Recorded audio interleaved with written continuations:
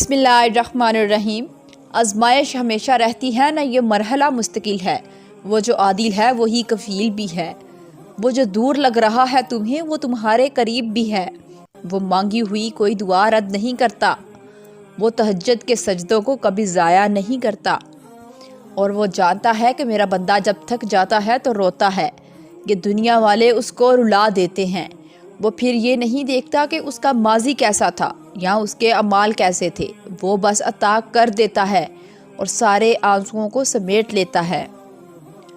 غم کا کوئی رنگ نہیں ہوتا، کوئی شکل نہیں ہوتی، اس کے رنگ میں اپنا ہی رنگ شامل ہوتا ہے۔ یہ لگ جائے تو بنا دیتا ہے اور گزر جائے تو گزار دیتا ہے۔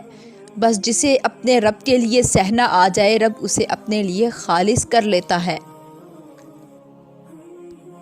تکلیف میں بہت رو لینے کے بعد درد جب اس مقام پہ آ جائے کہ آنسو تھم جائیں، تو وہاں سے مضبوطی کا سفر شروع ہو جاتا ہے۔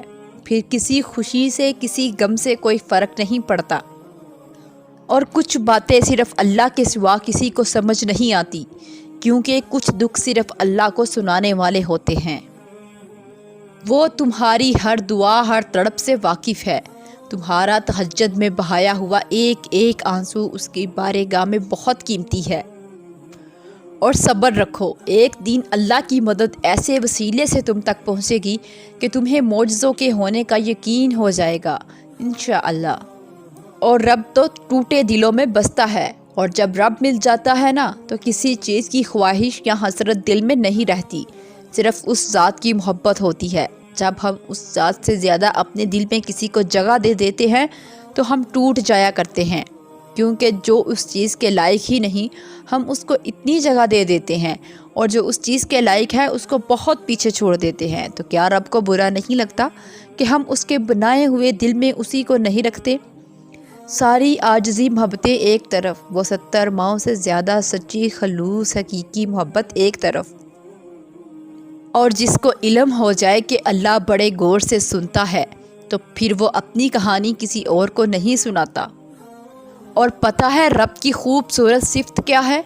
جب ہم غفلتوں کے ٹکرے اٹھا کر اس کے در پہ جاتے ہیں تو وہ رد نہیں کرتا، پھٹکار نہیں دیتا، پچھلی توبہ نہیں یاد کرواتا، بغا نہیں دیتا۔ وہ تو دل دیکھتا ہے، نیتوں کو پڑھتا ہے، ندامت کو دیکھتا ہے، بندگی کو بانپ لیتا ہے، دل میں سکون اتارتا ہے اور معاف کر دیتا ہے۔ اور خدا آزمائے گا تمہیں دنیا کی ہر محبت دے کر، اور پھر پوچھے گا بتا کون ہے تیرا میرے سوا۔ اللہ ہر آنسو سے واقف ہے جو آپ نے مسکراتے ہوئے پلکوں کے پیچھے چھپا لیا تھا۔ وہ رحیم رب ہر اس دعا سے واقف ہے جس کے لیے ہاتھ اٹھاتے ہوئے آپ کا دل تکلیف سے پھٹ رہا تھا۔ بھروسہ صرف رب کی ذات پر کرو، لوگوں کا کیا ہے، چھوڑ جاتے ہیں یا توڑ جاتے ہیں۔ اور پتہ ہے یہ جو دکھ ہوتے ہیں نا بہت ضروری ہوتے ہیں، کہ ہمیں اسی کے در پہ لے جاتے ہیں، وہیں رب کے پاس۔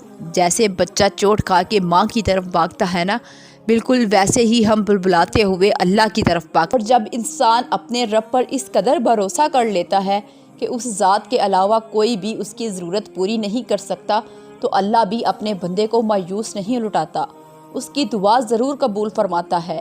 اور ہمارا یہ بھروسہ ہی ہمارا ایمان ہے۔ چیزیں خود ٹھیک کرنے سے جب ٹھیک نہ ہوں تو ان کو سجدوں میں چھوڑ آیا کرو اور دعا کیا کرو کہ ہر چیز کا حل ہی تو دعا ہے۔ اللہ پاک جب مدد کرنے پر آ جائے تو ایسے سبب بنا دیتا ہے کہ نہ ہونا بھی ہونا ہو جاتا ہے۔ اللہ سے لگائی ہوئی امیدیں سکون دیتی ہیں۔ یہ تو اس کا کرم ہے کہ وہ ہماری امیدوں کو ہمارا یقین بنا دیتا ہے۔ جائے نماز پر گرائے گئے آنسو چمکدار موتی بن جاتے ہیں۔ سجدے میں جب آنسوؤں نے روانی پکڑی ہو وہی قبولیت کا وقت ہوتا ہے۔ صبر کی جہاں آخری حد ہو وہیں سے کن کا مرحلہ شروع ہوتا ہے۔ اللہ تو رکھ لیتا ہے تمہارے آنسوؤں کو سنبھال کر۔ تمہارے پلکوں کو گیلا کرتے آنسوؤں پر وہ تمہاری دعاؤں کی قبولیت پر مان جاتا ہے۔ تمہاری طاقت سے زیادہ آزماتا نہیں ہے وہ تمہیں، بہتر وقت پر دعاؤں کا جواب دیتا ہے۔ یہ دیر تو تمہاری اپنی دعاؤں کو تمہارے حق میں بہتر بنانے کے لیے ہے۔ تھکو نہیں، مانگتے رہو۔ سجدے میں اللہ کو لگائی ہوئی ایک پکار اللہ کو راضی کرنے کے لیے کافی ہے۔ तो सुनो, बस दुआ करो और बाकी सब रब पर छोड़ दो। बाकी तुम्हारा रब बेहतरीन जानता है। अरे सुनो तो, तुम तो अपनी ज़िंदगी को दुआ के ज़रिए बदल सकते हो। अपने नसीब में दुआओं के ज़रिए वो सब डाल सकते हो जो तुम चाहते हो। तो फिर परेशान क्यों होते हो? अभी भी वक्त है। उस रब के पास लौट आओ, उससे मांगो। उसने तुम्हारे लिए ही तो बनाई है। अगर हम इस चीज़ को लेकर परेशान हैं कि क्या हम जिसके पीछे भाग रहे हैं वो हमारे नसीब में ना हुई, तो फिर रब ने दुआ इसीलिए तो तुम्हारी झोली में डाल दी, तो तुम किस बात को लेकर परेशान होते हो? तो अगर हम ये सोचते हैं कि हमारे नसीब में तकलीफ़ है तो क्या हुआ, हमारे रब ने हमें भी तो नवाजा है कि हम जाएं अपने रब के पास और मांगे दुआ जैसी खूबसूरत नेमत इससे, क्योंकि इसे हमारा मांगना ही तो पसंद है। वैसे तो हर चीज़ नसीब पर बारी है, हर ताकत उस मुकद्दर पर दम तोड़ देती है। अगर उस पर कोई ताकत रखती है तो वो है सिर्फ दुआ। बस ये दुआ ही है जो मुकद्दर पर भी हावी है। और अगर कभी ज़िंदगी में ऐसी तकलीफ़ों से गुज़रो जिनका कभी गुमान भी ना किया हो, तो इत्मीनान रखना, अल्लाह तुम्हें राहतें भी ऐसी ही अता करेगा जिनका कभी ख्याल भी दिल से ना गुज़रा होगा। बस तुम सब्र और शुक्र से काम लो। एक वक्त आएगा जब तुम उन दुखों और मुश्किलों को सोचकर मुस्कुरा दोगे जिनकी वजह से आज पूरी पूरी रात रोते हो। और बेशक सब्र करने वालों को उनका अजर बगैर हिसाब के पूरा पूरा दिया जाएगा। मुश्किलें हल हो जाया करती हैं, दर्द कम हो जाता है, सुकून दे दिया जाता है, रंजिशें मिट जाती हैं एक ख़ास वक़्त पे। हाँ, जब वो अल्लाह चाहे। और खुदा जब नवाजने पर आता है तो मांगने वाले की औकात नहीं, अपनी वुसअत के मुताबिक नवाजता है। वो खुदा जो कुरान पाक में हमसे कहता है, गम ना करो, मैं तुम्हारे साथ हूँ, शाहरुख से भी ज़्यादा करीब हूँ, सब देख रहा हूँ।